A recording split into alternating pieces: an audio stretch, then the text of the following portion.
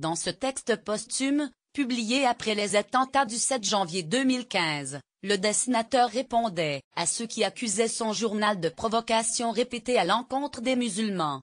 Mousbar/Abaka l'hebdomadaire, satirique dénonce que le pamphlet du dessinateur, Lettres aux escrocs de l'islamophobie qui font le jeu des racistes, soit à nouveau la cible de censeurs.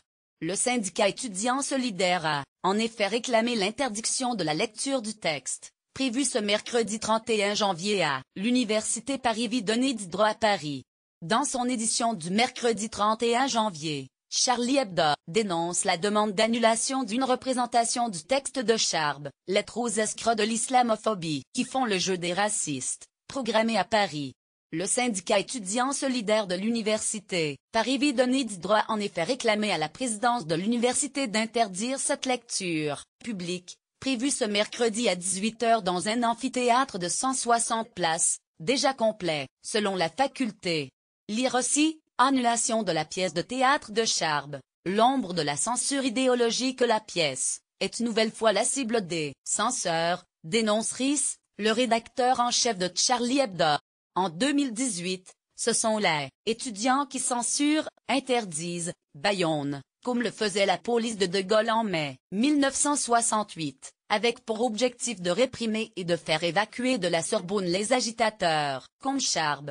Après avoir été annulé à 2 reprises à Lille, en mars et en mai 2017, soulevant une polémique, la pièce avait été jouée sous haute surveillance au dernier Festival d'Avignon.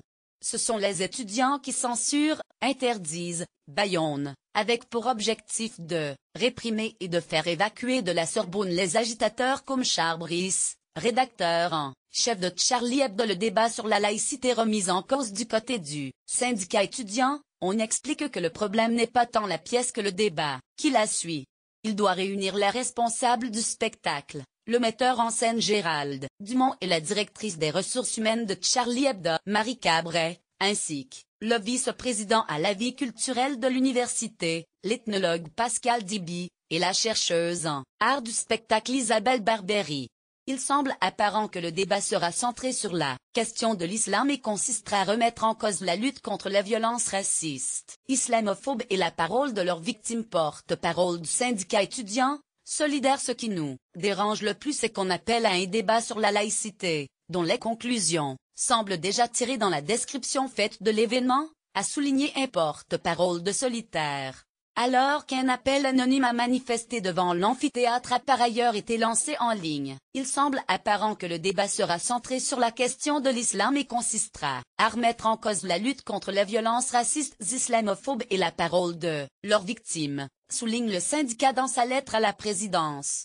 Le texte a été publié après l'attentat du 7 janvier 2015, contre le siège du journal, au cours duquel Charb a été tué sous les balles des terroristes islamistes. Le dessinateur répondait à ceux qui accusaient son journal de provocation répétée à l'encontre des musulmans.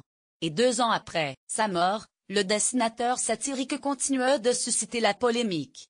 Le testament de Charb devrait être lu à l'école, au lieu d'être censuré à l'université, s'est indigné hier, mardi 30 janvier, le philosophe Raphaël Antoine dans sa chronique quotidienne sur Europe 1. Le prétexte invoqué est particulièrement nauséabond, puisqu'il établit un parallèle entre la violence criminelle des terroristes qui ont massacré la rédaction de Charlie Hebdo, dont Charb, le 7 janvier 2015, et la violence raciste islamophobe et leurs victimes. Cet ouvrage radicalement antiraciste constitue une critique universaliste et humaniste de toutes les déviations religieuses. Il est inquiétant de voir des étudiants de l'enseignement supérieur affirmer des contre-vérités à propos d'un texte qu'ils n'ont manifestement pas lu. S'est exprimé, par le biais d'un communiqué, le Conseil de l'Ordre du Grand Orient de France, en précisant avoir soutenu à plusieurs reprises la représentation du spectacle tiré des écrits de Charb.